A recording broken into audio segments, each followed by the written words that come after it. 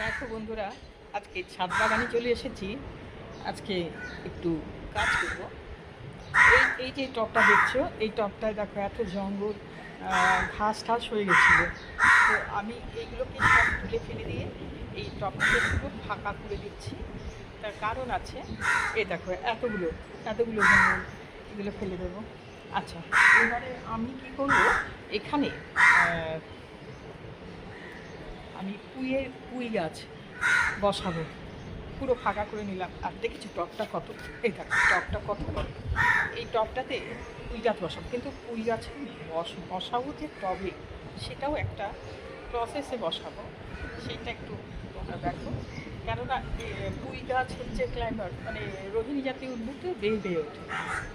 তো আমার তো ছাদে বাইরে দেওয়ার কিছু ব্যবস্থা নেই, তাই ঝাড়ালো করতে হবে। তাই ঝাড়ালো করতে গেলে কী নিয়ম, সেটা একটু ফলো করো। আমি কিন্তু দেখো পুরো এটাকে পরিষ্কার করে ফেললাম। হ্যাঁ, একটু কিছু নেই। এবার আমি কী করছি দেখো, এই যে এইখানে এই যে পুঁই গাছটা হয়েছে, এই পুঁই গাছটার সাথে এই গোলাপ গাছটা আছে, সুতরাং এই পুঁই গাছটাকে সেপারেট করছি। সুন্দর পুঁই গাছটা উঠে গেল, কিন্তু উঠে গেলে হবে না, এইভাবে আমি পুঁতবো না।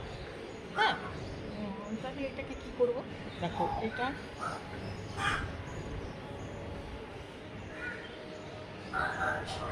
এটা কী করছি, সমস্ত গোড়া থেকে মাটি বের করে ফেললাম।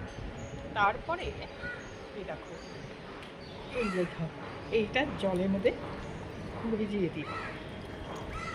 এই যে জলে এটা দিয়ে দিলাম। এবার কী হচ্ছে, সমস্ত গোড়ার শিকড়গুলো প্রমিনেন্ট হয়ে গেছে। কেন এটা করলাম, আমি মূল যে শিকড়টা সেটাকে দেখার জন্য। তো এখানে বন্ধুরা তোমরা সবাই দেখতে পাচ্ছ, হ্যাঁ দেখতে পাচ্ছ, এই শিকড়টা কিন্তু বলছে মূল, আর এগুলো ব্রাঞ্চ বেরিয়েছে, তাই তো। তার গাছকে যদি ঝাড়ালো করতে চাও, সেই ক্ষেত্রে নিয়ম হচ্ছে এই যে মূল শিকড়টা, এটাকে কেটে দাও।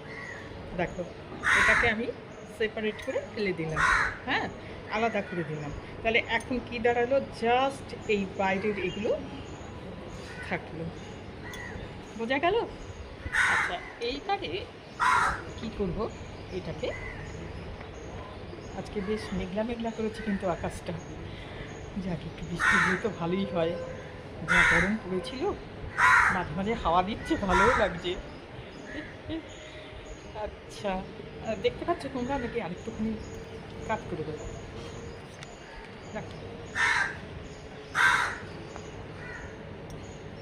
দেখতে পাচ্ছ?